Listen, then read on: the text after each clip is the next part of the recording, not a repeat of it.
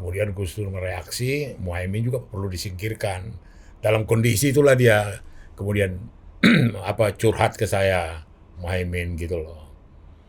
Curhat ke saya sambil nangis, aku bilang lap air matamu itu, ngapain kau nangis? Aku bilang, kalau Jokowi kalah di Sumatera Utara, Ketua Pandan Ababan minum Baygon. Dia cerita begini, bahwa dia ditindas, singkirkan, dia apa.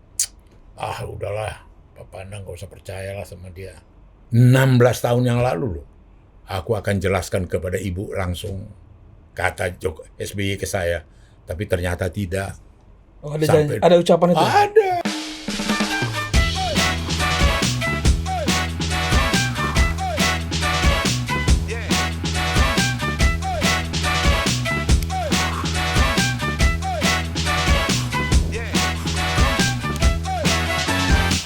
Oke, welcome to Total Politik. Kita tema baju agak mirip-mirip nih. Iya ya, ada lokal Gitu. Agak ethnic pride gitu ya. Lu ini muka-muka siapa aja nih? Ada nih, ini pahlawan yang dibikin kartun ya, ada Sultan Hasanuddin. Gue sih ngeliatnya kayak Pak JK nih, mirip-mirip. Iya. Ini Habib Rizik. Enggak, nih Anies Baswedan di Purwokerto. Oh, iya. Maksud lu Habib Rizik kayak Anies Baswedan apa gimana? Enggak, lu yang ngomong Anies Baswedan, gua enggak ngomong. Siapa aja tuh? Ini ada Patimura kayak ini ya. Nih yang jalannya dekat sini nih. Patimura kayak Johnny Plate gue lihat. Iya. Nih si Singa Mangaraja nih kan. Singa Mangaraja nih kayak siapa? Kayak tamu kita ya. Iya. Siapa deh tamu kita? Udah susah diundang bos sekarang bos. Susah bos. Iya kan. Di apa silsilahnya itu dia memang ada ke Singa Mangaraja ya. Ada ya? Ada. Oh bung ya. Ada silsilah keluarga bung. Keluarga. Iya, dia Sinambela. Nah kan. Apalagi itu. Sinambela itu Menpora dulu ya bung ya. Mahadi Sinambela. Sinambela itu marganya Singa Mangaraja. Ada dulu dosenku namanya Lizan Polta Sinambela bos. Panggilnya Pak Lizan. Harus gitu, nggak bisa pakai J, pakai Lizan. Udah ada yang pertama nih Dit. Nah, ya kan? Orang yang udah mulai susah diundang. Susah diundang. Ini ada gue testimoni nih. Setelah kita wakafkan ini, wakafkan kepada Mas Ganjar Pranowo ini, kita kadang-kadang kalau nelfon beliau nih, Pung, ayolah main lagi sama kita lah. Nggak bisa aku, hari ini TV dulu kita. Udah main TV aja kan. Besok lah. Besok lah Pung, 2 TV besok ini aku. Nggak bisa dulu, Jumat aja lah. Kita yang antri bos. Kita yang antri. Ya, itulah. Iya TV bos. Memang mewakafkan itu di situ kan, udah dilempar, udah kita nggak pikirkan lagi. Udah, syukur-syukur masih ingat sama rumah. Syukur-syukur masih balik. Kan? Tapi kalaupun nggak balik ya harus direlakan. Iya. TV dulu. Gimana Pung? Risiko. Iya. Setelah diwakafkan dan udah TV. Mana lebih paten AC-nya TV apa sini? Coba kasih dulu. Cerita suasananya dong. Ya, gimana? Ya suasana di total dong. Jago banget. Juga ceplos di total. Tahu di TV nggak bisa TV. Nggak ada beban. Taunya kita ditipu kan. Tapi aku sur. Aduh. Tapi hari kita ini walaupun ada Bandito senior, jangan Bandito junior nih jangan kena Bandito. Emang kita nggak tahu. Iya, tapi senang kita Opung ini udah mulai TV ini. Kita tuh mendengar meskipun miris tapi aduh Opung nih sibuk banget, tapi ya udahlah kita relakan ibu TV ini loh bos. Ya udah. Gimana Bung? Apa cerita di TV ini selama ini gimana Bung? Cerita TV ini gimana? Itu kan mereka kan lebih terstruktur, dia punya skenario, agenda beda sama Total. Kalau Total kan aspiratif, situasional. Luber dan Jurdil lah. Artinya mereka punya rencana, lu kagak. Kalau TV udah ada skenario. Iya dong. Iya. Ya sama aja seperti Karni, udah dia pegang itu kertas, ya kan. Habis ini nanya ini, habis ini nanya ini, habis ini nanya ini, udah ada. Tapi kalau Total kan nggak ada. Gerakan tambahannya lebih banyak bang ya. Tenaga dalam aja. Itu pun kalau kita udah mulai terstruktur, beliau komplain, kau udah nggak semangat lagi kau ya. Jadi ada apa kau? Pernah Bang Freddy ya. Kita liatin, padahal dia ya bos, dia yang sering protes, kau nih jangan giring-giring aku ke bagian-bagian itu. Aku kena omel ini. Gitu. Udah kena tim FB pula kita bang. Akhirnya kita bermain dengan cukup hati-hati. Cukup hati-hati itu kan dalam format aku dan Ari adalah kurang begitu semangat kan, karena Jadi bagus juga. Mas. Iya. Ya pakai skenario, Skenario. Nggak jadi bagus kalau kayak Bang Pandai yang senior aja kena omel, apalagi kita yang muda lebih wajar. Masuk pada gitu kan. Beliau yang ngomelin beda. Iya. Ini kan beda lagi. Iya, yang lebih berkuasa dari Panglima. Iya. Di Iya, kita keluarga. ini kan laki-laki ini takut sama anak perempuan, Bang. Iya kamu. Sama cucu apalagi kan real nih kan. Gitu. Jadi udah mulai tuh. Tapi outputnya ke kami gini bang, kau nih kulihat udah nggak begitu semangat lagi, kok pertanyaan-pertanyaan kau kurang menohok lagi. Lah, kita yang menampung aspirasi dia, kita kena pula kurang menohok. Aduh, emang bener-bener. Namanya muda ini ya, kita nih kalau di rantai makanan nih bang, ada di pusat, ada di yang paling bawah. Hanya bisa dimangsa, nggak bisa mangsa. Kalau beliau ini kan udah dekat puncak Kayaknya ini rantai Bang ya, makanan. gua ada Bang Kangen selalu kesini nih Bang ya. Yang begini-begini nih Bang ya. Tipi-tipi ya, Kalau maksudnya. caleg Jakarta Timur dukung siapa coba ke sini? Caleg Jakarta Jakarta Timur. Jakarta Ini Timur. warga Jakarta Timur lagi nonton nih. Iya. Saran Opung mendukung siapa nih di pemilu besok? Putra Nababan dong. Apa kelebihan Putra dibanding caleg-caleg lain? Oh ini? banyak lagi. Coba kasih dulu barang satu dua itu. Banyak kan. Itu rakyatnya sejahtera, diperhatikan. Nah, Dalam 7 hari bisa dia datangi 115 Titik. orang. Dialog, ngobrol. Intensitas. Oh, masih jadi presenter beliau. Bukan. Dia berperan itunya. Presenter. Artinya dia berdialog dengan rakyat. agak jarang yang Ya, apa ilmu Pandana Baban yang dipakai betul sama Putra Nababan ini? Nggak ada ilmu dia sendiri. Dia pemimpin redaksi di Metro 5 tahun. Kalau tipu-tipunya jago mana? Beda. Beda aliran. Shaolin beda. Ini Butong kayaknya Butong. Oke, dan Yang kedua, yang kedua ini nih menarik juga nih, menyita perhatian publik juga betul. nih, ya kan? Ini ketua relawan apa cok? Beta Gibran. Beta Gibran. Iya. Artinya Kulo Gibran kalau bahasa Kaulo. Jawanya. Ya. Kalau Di Jawa Barat apa? Abdi Gibran. Abdi Gibran. Kalau di Udah banyak lah. Iya. Bisa semua. di deh. Padang Ambo. Ambo Gibran itu ada. Tapi kemarin dia baru Batak apa, Bung? Apa ya? Ambo Gibran, Abdi Gibran, Kulo Beta Gibran. Kulo Gibran nih kalau Batak apa? Aku lah. Ya. Ya Sabutuha. Sabutua Gibran. Satu perut. Satu perut. Oh sedulur ya. Kalau mau nanya kita. Kayak sedulur lah ya. Sedulur. Tapi Opung ini terbaru lagi deh. Kenalin dulu. Iya, ini relawan Beta Gibran Iya. yang harusnya menyesuaikan dengan daerah-daerah masing-masing tadi kayak kita nih formulanya. Betul. Tapi kemarin dia baru ada deklarasi di Palembang atau di Riau Bang ya? Riau. Di Riau namanya Beta Gibran pula bos. Ini kenapa orang Riau pakai Beta juga dalam hati gua kan? Ya ada Bang Tue di Ginting, ketua relawan Beta Gibran. Nih sebelum kita masuk ke tema nih Bung, ini ada hal yang perlu kita minta konfirmasi ke Opung nih. Ini 20 menit belum tema nih. nih. Ya ini dia. Apa tuh? Ya ini nih. Nih. Ini kenapa ada Opung di Balio billboard ini nih? Ini foto Bang Trimet, tapi backgroundnya foto Opung nih. Iya. Itu coba lu baca captionnya, Gua baca captionnya. Mengunjungi ini Bang Trimedia Panjaitan nih. Instagramnya ya. Instagramnya Bang titik Trimet mengunjungi kantor relawan Ganjar di Medan, Sumatera Utara. Saya bertemu dengan Ketua Dewan Pimpinan Wilayah Masyarakat Pendukung Ganjar MPG Sumut, Budiman P. Dabdab dan jajarannya siap mendukung dan memenangkan Ganjar Pranowo calon presiden RI. Dia udah dukung Ganjar sekarang mantan. Tapi apa yang lu curigai? Ada fotonya Opung ini, Bos. Sebagai apa? Penasehat DPW MPG Sumut. Ini foto di acara kita ini, Opung. Iya. Di acara kita itu, Bang. Udah paten. Iya, betul. Penasehat. Penasehat ya. Ya, Nah, kenapa ada Opung di billboard ini penting juga ditaruh.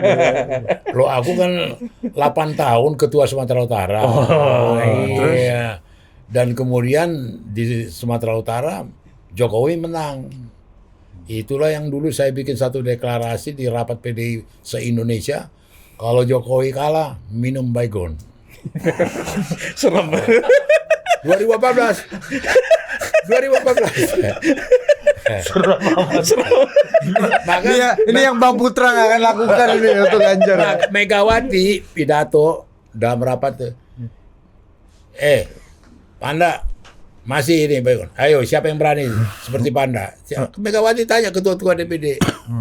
Saya waktu itu deklarasi 2000 berapa tuh? 2014. Kalau Jokowi kalah di Sumatera Utara, ketua Panda Nababan minum Baygon. Tapi serius itu, Bang? Apa gimana? Iya, serius. Serius? Iya, dong dipublikasikan dia apa kan. Iya. Dan memang serius. Oh, artinya Yang nggak mungkin melakukan itu tahu nggak lu di PDI siapa? Siapa? Alex Indra Lukman, Bos. Kenapa? Ketua DPW Sumatera Barat minum Baygon. Kalau Jokowi Kalah Sumatera Barat. Alex Indra Lukman. Bang Alex. ya ampun ya. Udah akan pasti berani ya. kan lu. Kecuali memang udah orang ini pengen udah die aja kan. Jadi saya kan 8 tahun pimpin Sumatera Utara, PDI-nya gitu loh. Jadi wajar saya Tapi punya. apa punya keberanian kayak gitu tuh emang udah terukur atau memang Nggak, kalau- dalam politik tuh Kalau udah saya terus terang Sumpah-sumpah Move- itu kan move Amin, gitu Amin biasanya. Rais jalan kaki Jogja Jakarta dulu kan. aku ya Anas digantung Monas. waktu pertama kali Jokowi ke Sumatera Utara dan kemudian aku dampingi dia, itu kulihat auranya, rakyat histeris, rakyat apa gitu loh. Padahal waktu itu masih gubernur ya, masih gubernur DKI Jokowi.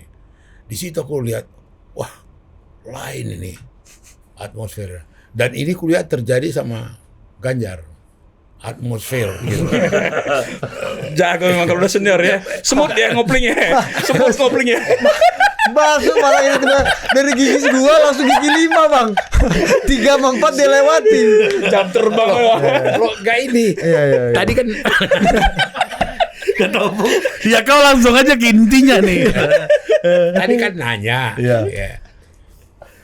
Itunya aromanya, atmosfernya kelihatan. Oh ini maksud Opung di Sumatera Utara nih ya. Apanya? Yang Ganjar ini ya. Ya pokoknya dekat-dekat Ganjar di mana aja Ganjar gitu. Kecuali Sumatera Barat. Nggak Tapi tahu perlu aku, dicek nggak berarti tahu. Bang, kalau aromanya, parfumnya jangan sama mereknya. Parfum pembagian. Enggak, tadi menanya tadi kenapa? Iya, benar. Iya udah benar itu. Kita, Sudah benar. kita pun happy lihatnya Opung ditaruh di Baliho. Iya, bangga. Kita merasa memiliki juga, Bung. Iya kan? Iya, kami kalau Yang ngalahin besar foto Opung cuma fotonya Ganjar nih. Opung. nanti dimasukin Kalau dengan- aku yang desain nih ya, aku bikin lebih kecil Ganjarnya, Opung yang lebih besar. sama ada bos kawan kita yang gitu di baliho-balihonya. Apa? Namanya Masinton Pasar Ibu. Oke gede, Ganjar segini doang. Masinton enggak serius-serius amat apa gua lagi tuh, Bang. Bang tadi ngeliat Opung nih gimana nih? Tadi tuh dalam politik itu kasih janji, kasih apa? Kasih gila-gila Kasih dikit, gila-gila dulu. racun-racun, Ini agak Baygon. mirip-mirip kayak Anda nih, tiba-tiba deklarasi dukung Gibran gitu-gitu gimana? Baygon. Tadi gitu. sebelum kita masuk ruangan ini, Mm-mm. aku itu pertama kali dengar nama Bang Panda ini waktu dulu kuliah. Hmm. Dulu pernah jadi wartawan kampus. Kan kita belajar soal jurnalisme investigasi. Yang di-mention adalah nama Bang Panda. Pada saat keberhasilan beliau membawa informasi soal RAPBN tahun 73-74 itu. Kan hebat kan, viral gitu. Nah, ketemu orangnya, meskipun intensitas ketemu Bang Panda ini saya jarang. Paling pada saat ada ziarah ke makamnya Bang Taufik begitu. Kalau di politik kan salah satu saya yang idolakan Bang Taufik. Kebetulan temannya Bang Panda. Tapi kalau lihat dari sepak terjang beliau, ya memang jam terbangnya oke gitu. Iya. Janji-janji politiknya beliau ini pasti kemungkinan Terukur, ya? terukurnya ini. Ini kalau kayak seperti ini, Mas, kayak main bola. Kalau orang Medan itu ya bola boleh lewat, tapi kaki jangan boleh. BTL semua. BTL. Ya tapi sebelum masuk ke topik ini ya, ini ada satu testimoni menarik nih, kita buka-buka Opung nih Ri, ya. Ini menyangkut apa yang terjadi terkini aja nih Bang. Siap. Tadi. Nanti lu juga bisa komentar lo sebagai perwakilan Gibran ini ya. Ini ada buku di buku Opung halaman 970 yang edisi kedua nih ya, kau beli ya. Beli kau. Oh, udah cetak lagi belum? Udah cetak lagi belum? Ya, ya. Yang ketiga, yang keempat. Udah. Baru mulai cetak. Baru mau naik. Laku keras. Bro. Iya, Habis sudah. Lebih lama-lama bisa lebih laku dari ngomong nih. Bahaya Pung, nanti kalau udah mulai menyamai Agak juga jauh. jangan, makanya jangan. Itu tolong ditit ya. Lu tolong tit Yan. Bangke, gue nggak mau urusan gue sama Bareskrim gara-gara dia nih. Nih gue bacain. Ya, menjelang pemilu 2009 di internal PKB terjadi pergolakan. Gus Dur mencoba menyingkirkan Muhaimin karena dianggap melakukan manuver-manuver politik yang menguntungkan dirinya sendiri. Gus Dur memecat Muhaimin sebagai ketua umum PKB. Sementara itu di parlemen Muhaimin adalah wakil ketua DPR. Muhaimin dalam sebuah kesempatan mengungkapkan isi hatinya kepada aku. Nah, soal sikap Gus Dur kepada dirinya itu. Ia bercerita sampai mengucurkan air mata karena merasa telah dikhianati dan karir politiknya akan dihabisi. Nah, apa ceritanya? Jadi pertama itu 2009. Pertama Muhaimin ini adalah trio dari anak muda yang dibesarkan oleh Gus Dur, yaitu Ali Maskur, Saifullah Yusuf sama dia. Dan yang 3 orang ini juga sering bertandang ke kebagusan, ke tempatnya Mega. Maka dalam perjalanan di awal yang pertama kali anggota DPR direformasi, Saifullah itu PDI Perjuangan. Tapi kemudian setelah PKB dia jadi sekjen daripada PKB. Nah kemudian juga Muhaimin yang ponakannya Gus Dur dan Ali Maskur dekat sekali gitu loh. Jadi udah betul-betul kita juga naruh perhatian lah sama mereka bertiga. Nah dalam kemudian partai yang baru dibentuk PKB waktu itu terjadi gejolak di dalam internal mereka. Terjadi gejolak dan kemudian sepertinya ada usaha untuk menyingkirkan Gus Dur gitu loh. Dan dianggap yang memotori itu adalah Muhaimin gitu loh. Nah Muhaimin kemudian Gus Dur mereaksi, Muhaimin juga perlu disingkirkan. Dalam kondisi itulah dia kemudian curhat ke saya Muhaimin gitu loh.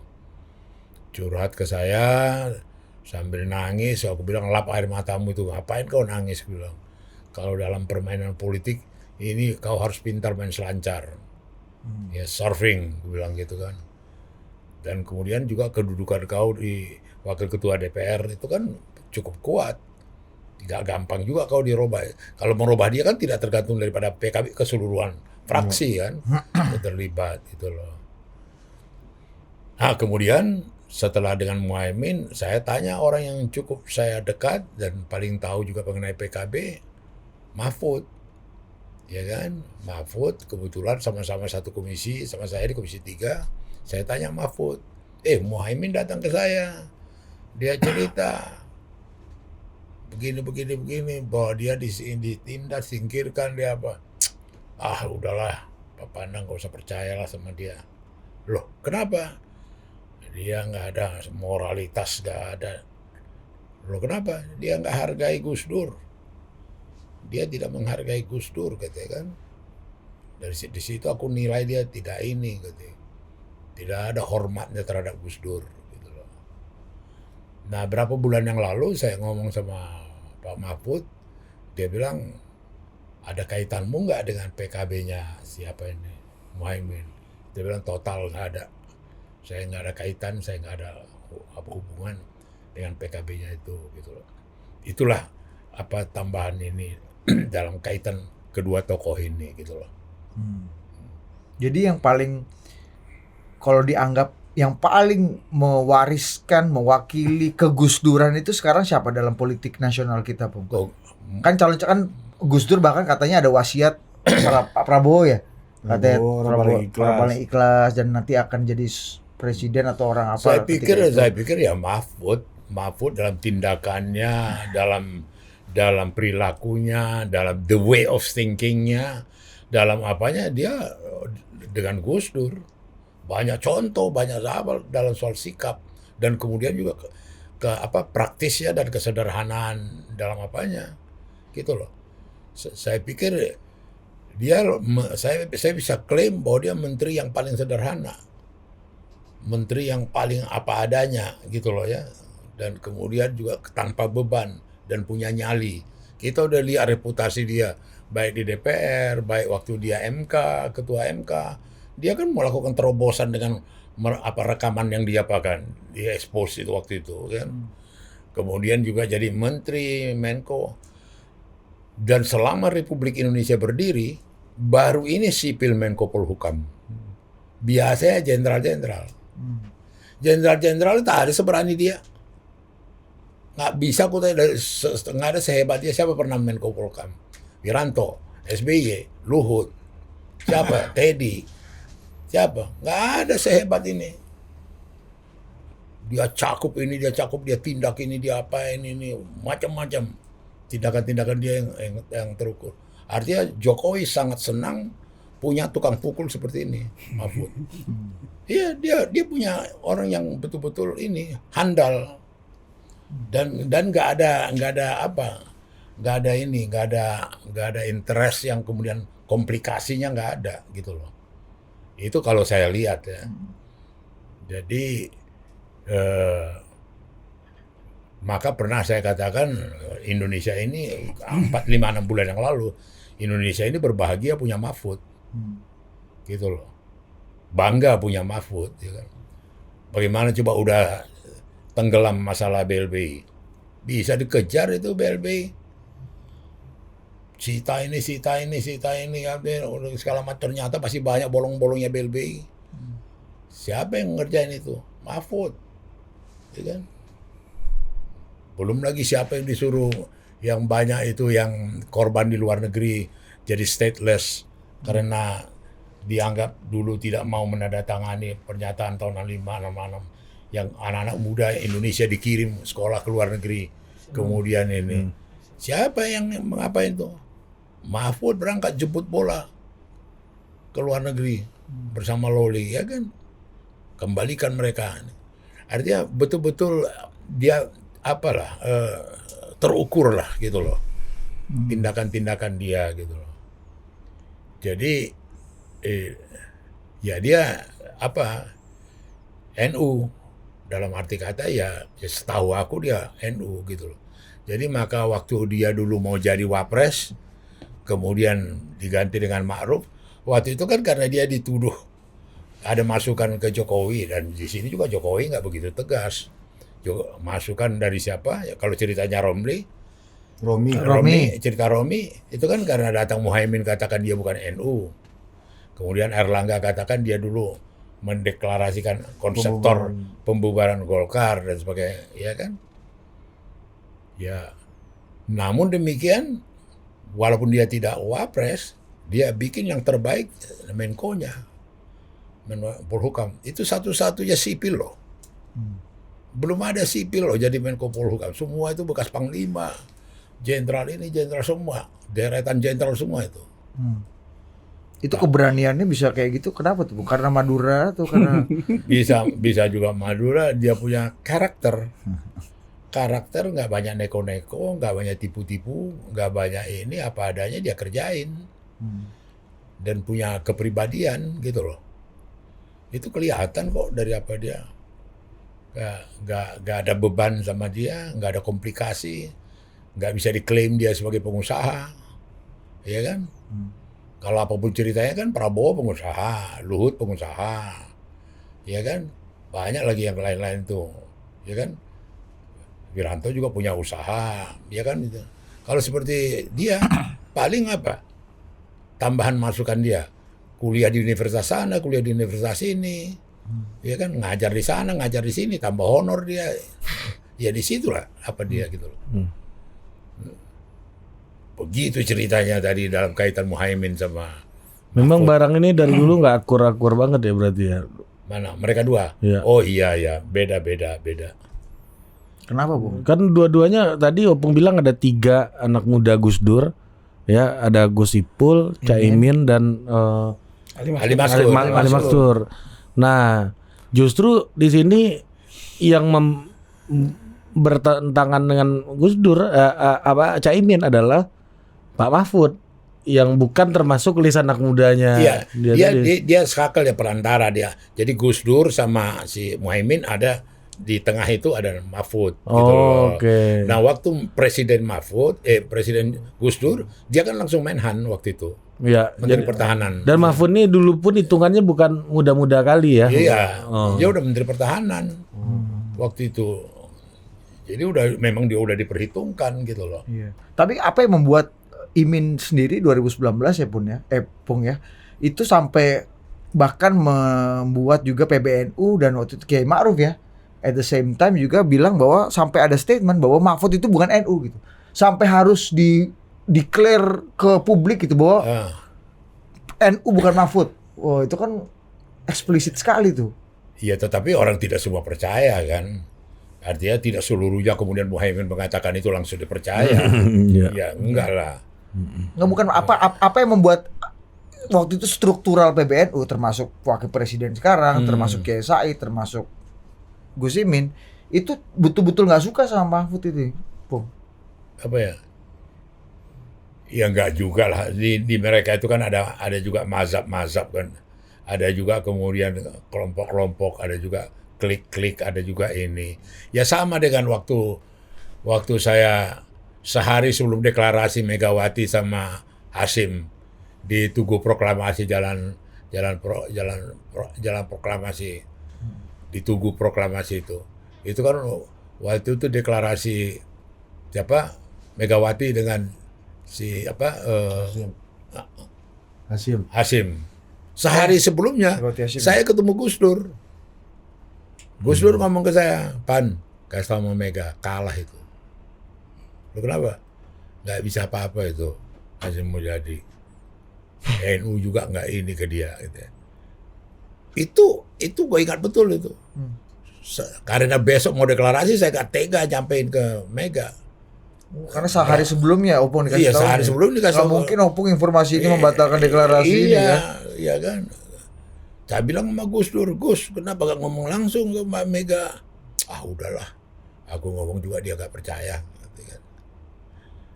Jadi maka itu yang saya bilang itu tadi, profil di NU ini bisa dikatakan sangat liberal, dalam arti kata bisa sangat bebas, atau bisa sangat pengelompokan, unik lah, gitu loh. Ya sama dengan pengalaman saya sebagai wartawan tahun 72, saya ke Madura. Waktu itu saya wartawan Sinar Harapan, saya tanya bagaimana pendidikan, sekolah-sekolah pendidikan Islam di Madura. Waduh Pak, di Madura tidak ada Islam. Loh, maksudnya apa? Yang ada NU. Wah, itu seumur hidup Bu. Di sini nggak ada sekolah Islam. Yang ada sekolah NU gitu. Jadi NU itu bayangin begitu mengakar dan begitu merakyat dan begitu sama dengan dulu waktu Gus Dur sama Abu Hasan. Itu kan ada dulu joke itu, skuter ditabrak di Metro Mini di depan Sarina, jatuh, mau ditolong, Islam apa Kristen? Islam. NU atau Muhammadiyah? NU. Abu Hasan apa Gus Dur? Atau kawan Al-Qaid? Waduh, mau ngucap kau kata. Garogol. Tak tahu ini Batak kau pikir. Itu joke-nya itu joke-nya Gus Dur. Itu ceritanya Gus Dur. Oh, Panda kau udah tahu Metro Mini nyenggol skuter. Di depan Sarina gitu. Itu apa dia? Nggak tahu, kemudian keneknya itu yang ditabrak itu tanya orang Batak. Mau ucap Garogo. Itu sama kayak dari mana asalnya? Pas razia operasi justisi gitu. Dari mana? Solo, Pak. Sama kayak dulu ada cerita orang Madura nih Bang Tuedi ini ya. Dulu orang Madura waktu zaman Orde Baru diminta untuk ikut pelatihan P4. Pendidikan penataran P4. Iya. BP7. BP7 yang bikin kan P4. Loh Pak, kita nih semua menolak Pak. Takut, nggak mau kita. Loh kan ini kewajiban P4 harus belajar, harus ikut penataran. Loh, mana berani kita P4 Pak, kita P3 aja dipukuli, gimana P4 Pak?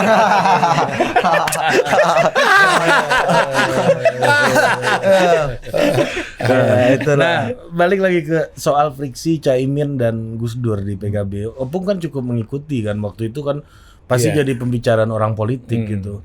Emang seperti yang dikatakan Pak Mahfud tadi, emang Caimin ini begitu bermasalah moralitasnya di dalam perspektif internal PKB. Iya, itu jadi masalah itu kan sama mereka itu kan bukan karena tradisional ya. Adalah penghormatan keseganan kepada Gus Dur kayak gitu loh. Nah itu ditangkap kok nggak ada. Maka di dalam buku-buku itu kan ucapannya Mahfud. Dia tidak menghormati Gus Dur gitu loh.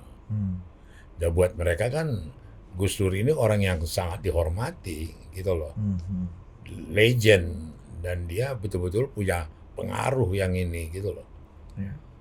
Jadi setelah di kalangan NU pada waktu itu yang jago aja kan Subhan ZE.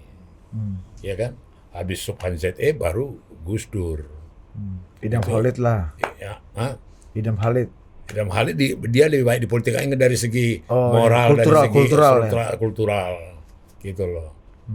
Itu Jadi NU tuh intinya tidak monolitik gitu, Bung ya. tidak. Pasti fragmented ya. Iya, iya. Tapi yang belakangan ini kan juga Caimin kan di media ketika sudah deklarasi tentu topik hubungan Caimin dengan Gus Dur ini jadi topik pertanyaan Betul. banyak orang untuk merekonfirmasi kejadian yang lalu gitu. Caimin punya narasi bahwa yang dikudeta itu bukan saya mengkudeta Gus Dur, tapi saya dikudeta oleh Gus Dur. Karena macam-macam lah cerita. Ada dulu nama Sigit disebut dari, ada macam-macam lah. Ada jadi seperti itu. Bahkan kata Caimin ya ketika dia sudah mengurus surat pengunduran diri diminta sama Gus Dur dia lakukan. Gus Dur memberikan pesan, kamu simpen aja dulu Min surat pengunduran diri sampai aku minta. Jadi narasinya jadi versi Caimin tentu berbalik bahwa dia yang menjalankan apa yang dikatakan Gus Dur dan bukan dia yang mengkudeta Gus Dur gitu. Opung berarti. Ya tapi apapun pembenaran, apapun cerita dia, masih banyak kan checkpoint yang lain. Yeni Wahid, ya kan, yang punya visi, pengalaman dan apa yang terjadi pada saat itu. Ya kan, masih ada tokoh-tokoh lain lagi gitu loh. Masih ada tokoh-tokoh lain yang kemudian mereka itu sama itu pengalaman saya ya. Ini Ma'ruf waktu itu anggota DPR. Sama ada lagi Muhammad Yusuf, ya kan. Muhammad Yusuf ini kemudian yang udah meninggal waktu pesawat. Ma'ruf itu saya ajak ke tempat Gus Dur, menemani aku dan juga sebagai saksi.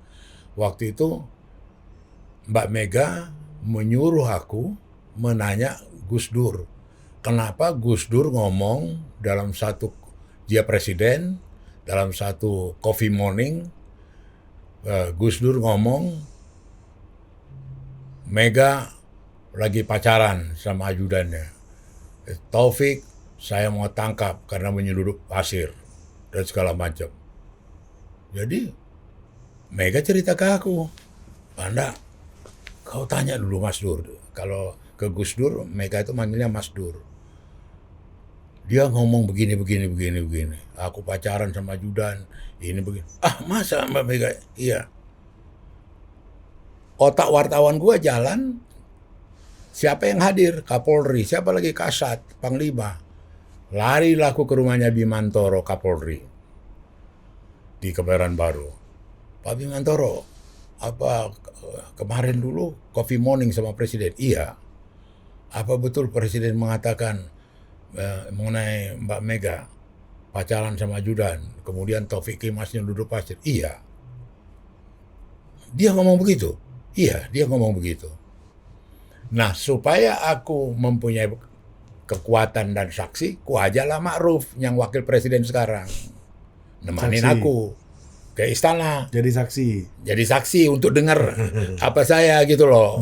Omongan saya gini. Kenapa Ma'ruf, Bung? Ma'ruf waktu itu yang dekat, kurasa dekat sama lagi Muhammad Yusuf, ada dua yang dekat. Ma'ruf ini kalau di komisi unik ini. Dia kalau supaya aku nggak ngerti dia ngomong bahasa Arab sama temennya. Dia bahasa Arab dia, bahasa Perancis lah, ya kan. Bahasa Perancis. Bahasa Perancis. Aku protes. Ya nggak usah semua didengar lah, katakan ini. Nah kembali lagi aku bawa Ma'ruf. Pagi-pagi kami datang udah jam 7 di Istana Merdeka. Jam 7. Dia bilang, aja gitu Gus. Ada apa Anda ini? Gus, aku ditemani nih. Ada di sini. Pak Ma'ruf ada di sini. Ada apa sampai kalian banyak-banyak kemari? Katanya Gus ngomong di Coffee Morning. Bilang Megawati begini, ini begini. Mbak Mega sampai nangis-nangis loh, cerita ke saya, aku bilang gitu. Itu nggak betul, bohong itu. Udah mungkin saya bicara itu. Loh saya udah ketemu Kapolri Bimantoro kemarin, dia saksi. Bimantoro kan salah nangkap itu ceritanya. Ketika bayangin, yang kagum aku Ma'ruf nggak berani berargu. Betul-betul diam sama sekali nggak ini. Nggak men-challenge gitu ya? Nggak challenge, nggak godai, nggak ngapain. Betul-betul dua-dua ini apa sekali ke mengharismanya Gus Dur. Padahal ku bawa mereka biar ngebantu aku. Ngebantu apa cerita gitu. Karena kami di mobil udah ngomong. Aku bilang, Pak Ma'ruf ini begini-gini, Pak Ma'ruf. Mega begini-gini, Pak Ma'ruf. Gini-gini. Udah gua kasih background gitu loh. Begitu sampai di depan Gus Dur, klepek-klepek, nggak ada ngomong juga berani gitu loh. Artinya di situ kulihat gripnya dia, wibawa apa dia, apa Gus Dur itu gitu loh. Gak ada ngomong satu kalimat juga. Begitu selesai itu pulang, dari tadi bantu aku dong. Ngomong, kan sudah jelas semua itu keterangan Gus Dur ketika itu. Apa yang disampaikan Opung ke Ibu Mega setelah bertemu dengan Presiden? Ya aku bilang, Mbak udah ketemu, aku didampingi Ma'ruf dan ini. Terus gimana? Dia nggak ngaku, nggak ada ngomong gitu. Aduh Panda, kok gampang sekali berbohong. Kok gampang sekali gitu. Iya. Artinya, ya itulah yang terjadi pada waktu itu. Tapi balik lagi ya, Bung. Kalau kita lihat Caimin ini sebagai seorang yang bermasalah moralitas ya di PKB gitu ya waktu itu.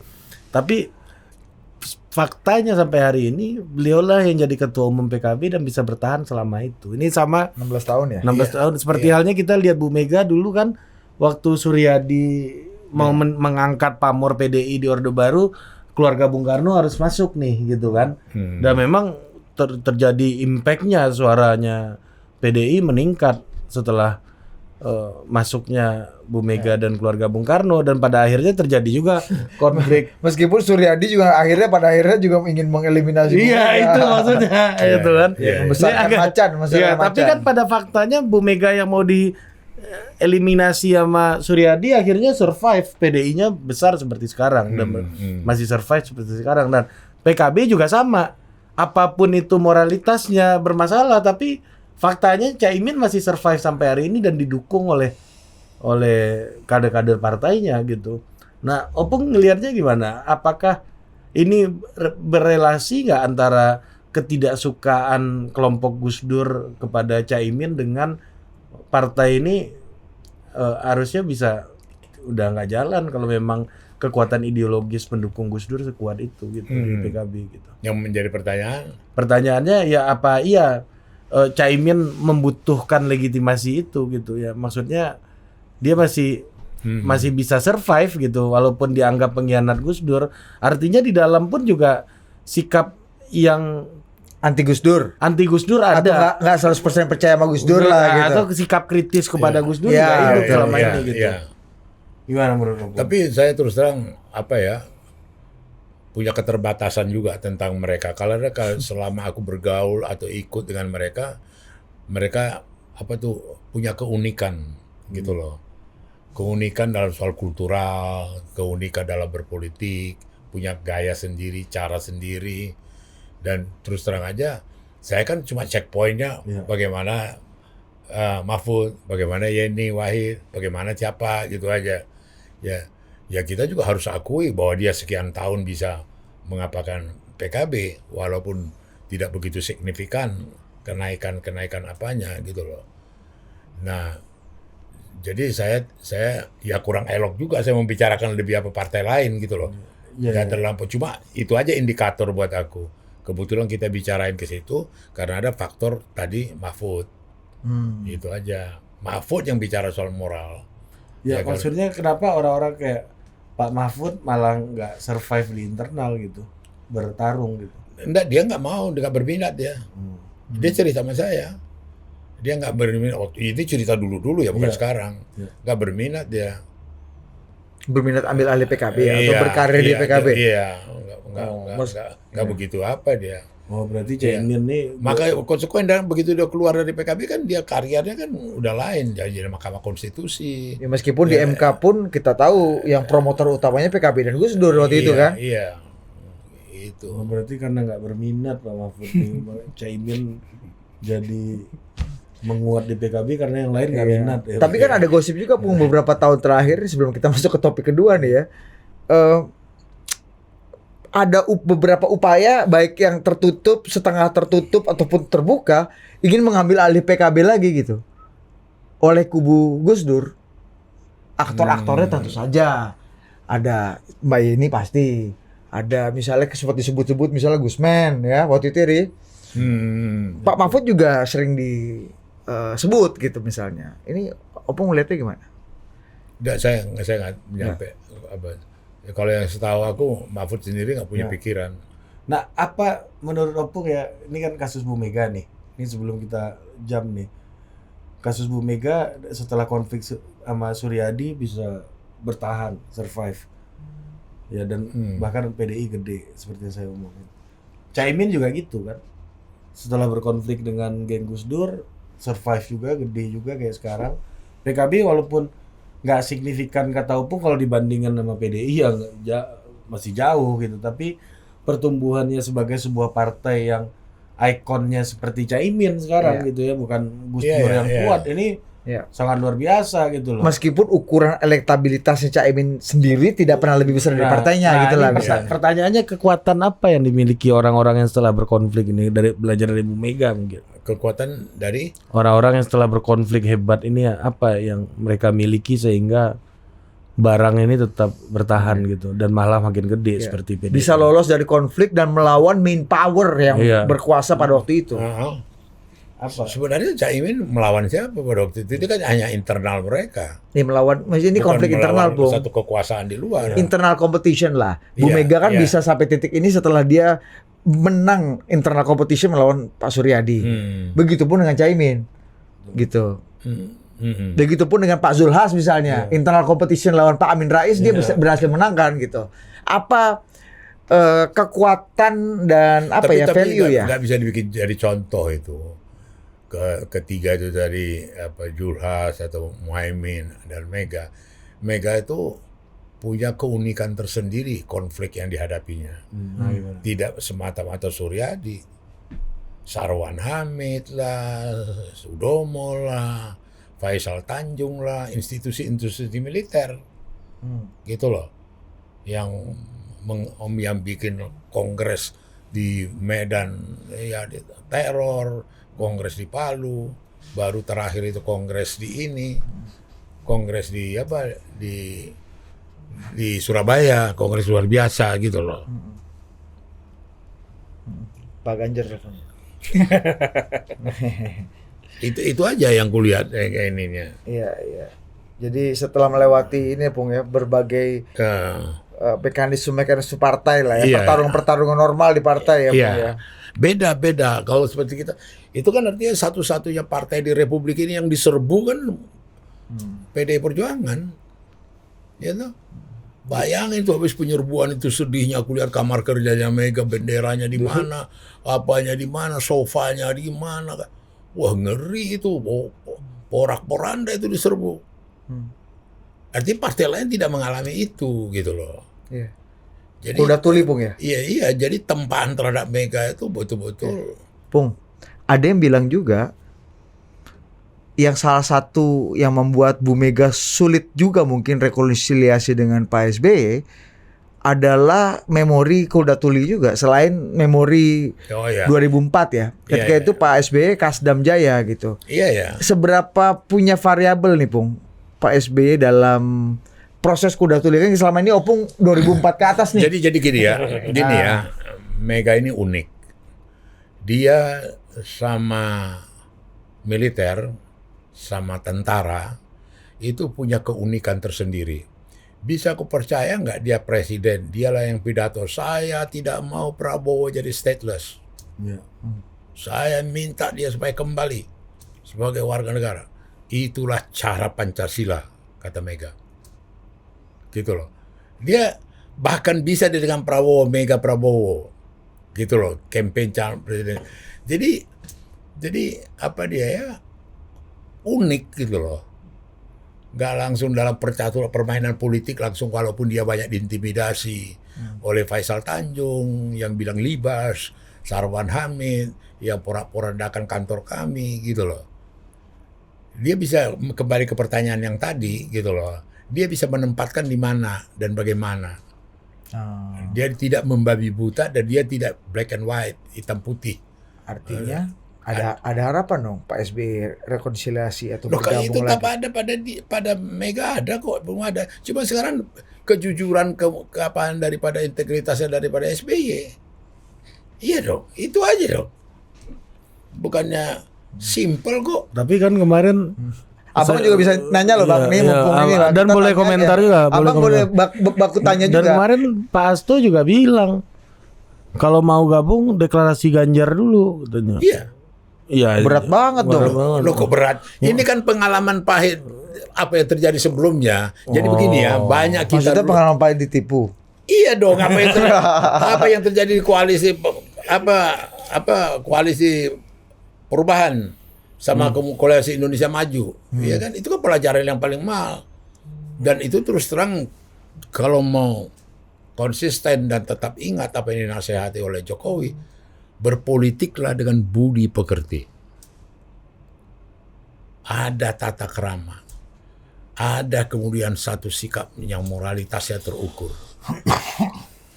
Dengan apa yang terjadi disingkirkan Partai Demokrat di Kuala Lumpur, apa itu budi pekerti? Ada budi pekertinya itu. Kemudian yang tersingkir, kemudian 4 itu yang Gerindra, Golkar, PAN sama PKB. Terus tiba-tiba kabur yang namanya, ada budi pekerti di situ? Tidak ada. Jadi kalau belajarkan referensi ini, entar dulu dong, declare dulu kau pro Ganjar. Setuju Ganjar dong? Iya wajar dong. Berarti yang 5 dulu diminta itu nggak perlu Bang ya? Apa? Yang 5 pertanyaan itu harus dijawab dulu nggak perlu berarti? Apanya? 5 pertanyaan Mega itu. Dialah yang jawab itu. SBY Siapa yang tahu jawab. dengan deklarasi nggak Iya. perlu dijawab. Iya, iya. Bukan. Jadi gini. Bener juga loh Bang. Enggak, itu soal apa ya? Soal sikap itu. Tidak semua mesti diucapkan, tidak usah mesti semua dihitam putihkan, ya kan? Itu kan kelihatan itu dari ininya dia. 5 pertanyaannya, kemudian 1 pun tidak dijawab. 16 tahun yang lalu loh. Aku akan jelaskan kepada ibu langsung, kata SBY ke saya.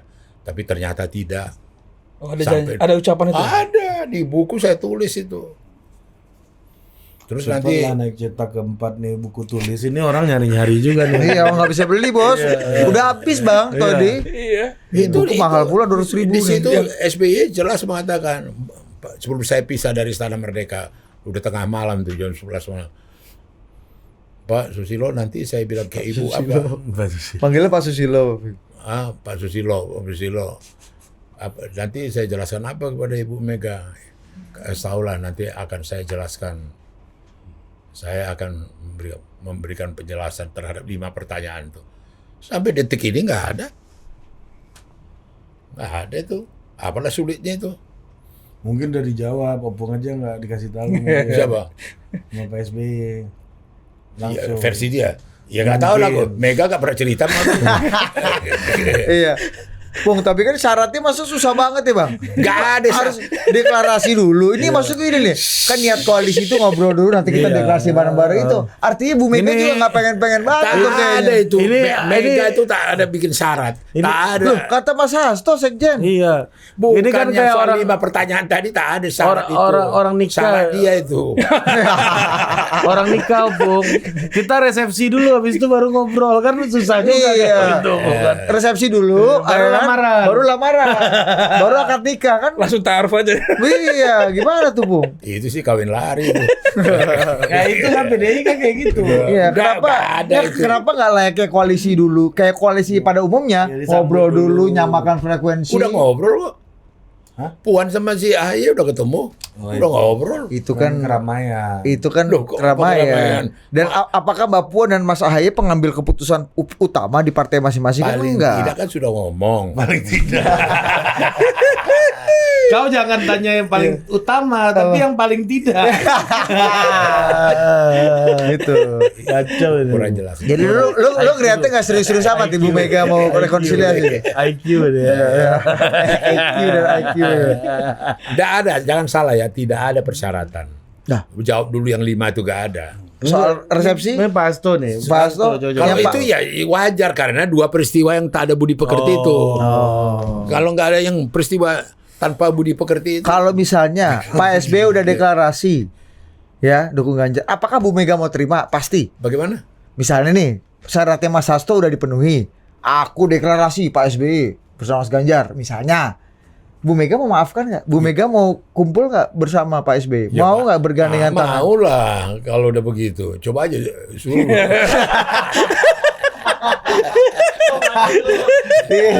Iya benar juga. Oh kita belum dicoba ya Ri. Jadi, Bukan. Hasto ke Demokrat dukung Ganjar dulu, baru SBY ketemu Mega. Iya, udah betul itu. Karena Kasih ada minum dulu, presiden tanpa Presiden. Iya. Kasih minum dulu. Iya, terus. Minum paten. Nah kan Iya, mantap juga ya. AGN nih, Andi Iya. Gani kan. Ini dari Bang Andi nih Bang. Temannya anak temannya Opung, ponakannya Opung. Andi Gani Nenawe ya. Iya ya. Iya. Oh gitu ya. Kalau Yeni Wahid yang katanya mau jadi ketua tim suksesnya Prabowo tuh cukup ini juga Bu, cukup menyentak dan bisa menandingi keperkasaannya Caimin nggak dalam ke PKB-an, ke NU-an dan ke Gus Duran, ke Jawa Timuran. Ini suasana teater sekarang. Mantap. Drama. Judulnya apa? Sayang bengkel teater udah gak ada. Rendra. Iya kan? Kalau teater Teman Opung ya. populer, Rendra bos bisa ini baca puisi dalam deklarasi Mega Prabowo ya waktu itu Bung ya, Iya, Opung iya. yang ini ya, padahal Rendra kan nggak mau ikut-ikut politik. Iya. Jadi sekarang ini teater banyak gitu loh. Judul, action, ya adegan-adegan yang mendebarkan. Iya kan menarik dong. Ngeri barang ini Bung. Iya. Berarti orang Indonesia sehat, Bang. Hah? Sehat berarti orang Indonesia siap Iya. menghadapi itu, Bang. Iya dong. Jadi Yeni ngeri nggak? Maksudnya dengan hadirnya Mbak Yeni di skuadnya Prabowo, Itu drama-dramanya itu. Drama-dramanya. ngeri nggak itu barang? IQ. Teater. Jadi apa teater? Ngeri apa enggak? Nggak jawab barang ini. Dulu namanya teater populer Steve Lim, Ya, Teguh Karya. Teguh Karya. Kemudian ada Rianti Arnopia. Nano Riantano Almarhum. Iya. Teater Koma. Teater Koma. 3 teater besar ini sekarang main dalam pentas politik gitu loh. Main. Iya kan? Dengan versi Ada yang menunggu Godot, gitu kan. Iya.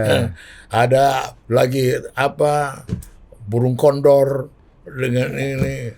Jadi macam-macam apa ini pentas. Asik kan nontonnya. Tapi kalau Ini teater bedanya sama tipu-tipu kampung ini apa bedanya? Kalau tipu kampung cepat ketahuan. Kalau teater agak perlu pendalaman. jadi Cepat ketahuan. jadi Mas Anies dan Pak Surya tuh kemarin jago teater tuh ya. Teater. Sampai Ada, Pak SBY iya. musang berbulu domba kemarin tuh ya apa bilang? Iya. This is ugly. This is ugly. Oh. Kata Pak SBY. Jago berarti itu teater tuh. Tahu lah. Sudah para teman Opung ini ya. Pemain diri. Iya, Pemain. Bandito. Iya. Iya. Tapi Pak Mahfud cocok nggak? Tadi ngomong Pak Mahfud puja-puji Pak Mahfud. Siapa puja-puji? Opung bilang Mahfud ini paten Madura top segala macam kan. Astaga. Aku ngomong apa adanya. Iya. Enggak ada. Kan Pak Mahfud namanya kemarin muncul tuh tiba-tiba. Tapi bukan Jadi- mengarah itu, Bang ya. Bisa aja. Ah. ini tiba-tiba kampung, cepat ketahuan. Cepat ketahuan kan, ya kan? Iya. Kalau teater agak pendalaman, agak lama. Penghayatan. Iya, tunggu ending dulu baru Iya, ketahuan iya. nih.